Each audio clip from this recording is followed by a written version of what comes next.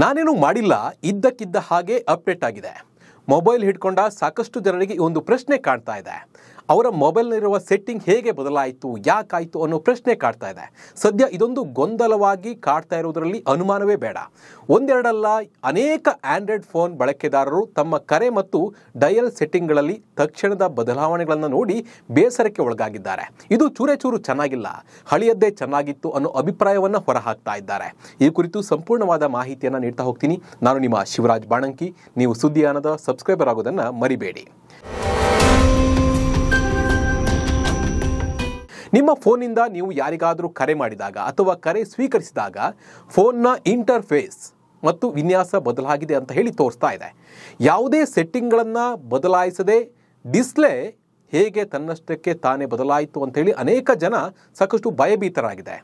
ಕೆಲವರು ತಮ್ಮ ಫೋನನ್ನು ಹ್ಯಾಕ್ ಮಾಡಲಾಗಿದೆ ಅಂತ ಕೆಲವರು ತಮ್ಮ ಫೋನನ್ನು ಯಾರೋ ಹ್ಯಾಕ್ ಮಾಡಿದ್ದಾರೆ ಅಂತ ಹೇಳಿ ಭಯಗೊಂಡ್ರೆ, ಕೆಲವರು ಈ ಡಯಲ್ ಮಾಡೋ ವಿನ್ಯಾಸದಲ್ಲಿ ಏನು ಸೆಟ್ಟಿಂಗ್ಸ್ ಆಟೋಮೆಟಿಕ್ ಆಗಿ ಚೇಂಜ್ ಆಗಿರಬೇಕು, ಆಟೋಮೆಟಿಕ್ ಆಗಿ ಅಪ್ಡೇಟ್ ಆಗಿರಬೇಕು ಅಂತ ಹೇಳಿ ಇವರು ಭಾವಿಸ್ತಿದ್ದಾರೆ. ಇದರ ಬಗ್ಗೆ ಸಾಕಷ್ಟು ಜನರಿಗೆ ಗೊಂದಲ ಇದೆ. ಇದರ ಬಗ್ಗೆ ಸೋಷಿಯಲ್ ಮೀಡಿಯಾದಲ್ಲಿ ಹಾಕ್ಕೊಂಡು ಸಾಕಷ್ಟು ಜನ ಇದರ ಬಗ್ಗೆ ನಿಮ್ಮ ಮೊಬೈಲು ಹೀಗಾಗಿದೆಯಾ ಅಂಥೇಳಿ ಪ್ರಶ್ನೆ ಕೇಳ್ತಿದ್ದಾರೆ. ಒಂದಷ್ಟು ಬಳಕೆದಾರರು ತಮ್ಮ ಫೋನ್ನ ಗೂಗಲ್ ಪ್ಲೇಸ್ಟೋರ್ನಲ್ಲಿ ಆಟೋ ಅಪ್ಡೇಟ್ ಆನ್ ಆಗಿರಬಹುದು. ಇದರಿಂದ ಕೆಲವು ಅಪ್ಲಿಕೇಶನ್ಗಳು ಸ್ವಯಂ ಅಪ್ಡೇಟ್ ಆಗ್ತಿದೆ ಅಂತ ಹೇಳಿ ಅವರು ಹೇಳ್ತಾ ಇದ್ದಾರೆ. ಕೆಲವರು ಈ ಅಪ್ಡೇಟ್ ಅನ್ನು ಕೊಡದೆ ಹಿನ್ನೆಲೆ ಈಗಲೂ ಹಳೆಯದೇ ಹೇಗಿತ್ತೋ ಹಾಗೆ ಅದನ್ನೇ ಬಳಕೆ ಮಾಡ್ತಾ ಇದ್ದಾರೆ. ಮೆಟೀರಿಯಲ್ 3 ಎಕ್ಸ್ಪ್ರೆಸಿವ್ ರೀಡಿಸೈನ್ ಅಪ್ಡೇಟ್ ಅಡಿಯಲ್ಲಿ ಆಂಡ್ರಾಯ್ಡ್ ಫೋನ್ಗಳ ಕಾಲ್ ಅಪ್ಲಿಕೇಶನ್ನ ವಿನ್ಯಾಸವನ್ನು ಬದಲಾಯಿಸಿದೆ ಅಂತ ಹೇಳಿ ಗೂಗಲ್ ಹೇಳಿದೆ. ಈ ನವೀಕರಣವು ಮೊದಲು ಜೂನ್ನಲ್ಲಿ ಕೆಲವು ಬಳಕೆದಾರರಿಗೆ ಮಾತ್ರ ಲಭ್ಯವಿತ್ತು. ಆದ್ರೀಗ ಇದನ್ನು ಬಹುತೇಕ ಮೊಬೈಲ್ಗಳಲ್ಲಿ ಲಭ್ಯವಾಗುವಂತೆ ಮಾಡಲಾಗಿದೆ.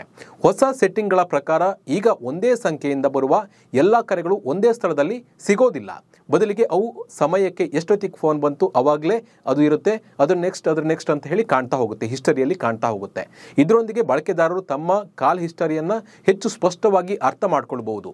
ಎಷ್ಟು ಮಿಸ್ ಕಾಲ್ಗಳಿವೆ, ಕರೆಗಳು ಬಂದಿವೆ ಅಂತ ಹೇಳಿ ನೋಡೋಕ್ಕೆ ಸಾಕಷ್ಟು ಈಸಿ ಆಗುತ್ತೆ ಅಂತಲೇ ಹೇಳ್ಬೋದು. ಇನ್ನು ಸಾಕಷ್ಟು ಜನ ಇದರ ಡಿಸೈನ್ ಚೆನ್ನಾಗಿಲ್ಲ ಅಂತ ಹೇಳ್ತಾ ಇದ್ದಾರೆ. ಆದರೆ ಇದರಿಂದ ಪ್ರಯೋಜನಗಳು ಸಾಕಷ್ಟು ಇದೆ ಅಂತ ಇನ್ನೂ ಕೆಲವರು ಹೇಳ್ತಿದ್ದಾರೆ. ಡಿಸೈನ್ ಯಾಕೆ ಚೆನ್ನಾಗಿಲ್ಲ ಅಂದರೆ, ಮೊದಲು ಮೇಲೆ ಕೆಳಗೆ ಮಾಡ್ಬೋದಿತ್ತು, ಈಗ ಆ ಕಡೆ ಈ ಕಡೆ ಮಾಡಬೇಕು, ಹಾಗೆ ಇದು ದೊಡ್ಡದಾಗಿ ಕಾಣುತ್ತೆ. ಬಟ್ ಇನ್ನೂ ಅದಕ್ಕೆ ಅಡ್ಜಸ್ಟ್ ಆಗಬೇಕು. ಜನ ಅಡ್ಜಸ್ಟ್ ಆದರೆ ಅದಕ್ಕೆ ಕರೆಕ್ಟ್ ಹೋಗ್ತಾರೆ.